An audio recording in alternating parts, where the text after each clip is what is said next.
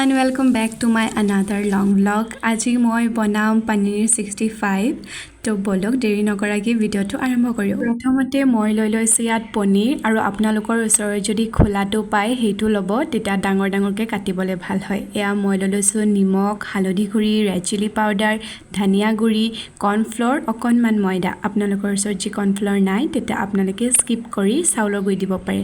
এতিয়া মই ওপৰতে পনীৰখিনি ধুনীয়াকৈ দি পিনি ভালকৈ মিক্স কৰি ল'ব লাগিব। তাৰ পিছতে আদা নহৰু পেষ্ট অকমান দি দিছো। তাৰ পিছতে 1 টিস্পুন মান নিমু দি দিছো, তেতিয়া গোন্ধটো নাহে, বেলেগ কেঁচা গোন্ধ খাবলৈ ভাল লাগে। আৰু ইয়াৰ ওপৰতে মই অকণ পানী দি পিনি ৰেফ্ৰিজাৰেটৰত 30 মিনিটছ মান ফ্ৰিজ কৰি ল'ম। তাৰ পিছত ইয়াক গৰম কৰি তেলকে ভাজি ল'ম।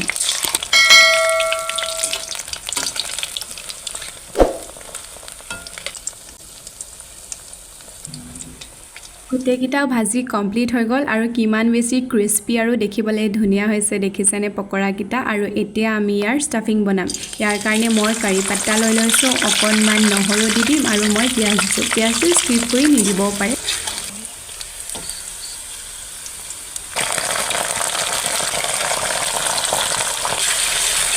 সসেজকেইটা দিয়াৰ পিছত এয়া ওপৰত দি দিছোঁ পকৰাকেইটা। তাৰ পিছতে 10 মিনিটমান ধুনীয়াকৈ ফ্ৰাই কৰি লোৱাৰ পিছতে ৰেডি হৈ গ'ল paneer 65। ৰেচিপিটো চাই কেনেকুৱা লাগিছে কমেণ্ট এটা কৰি জনাব নাপাহৰিব।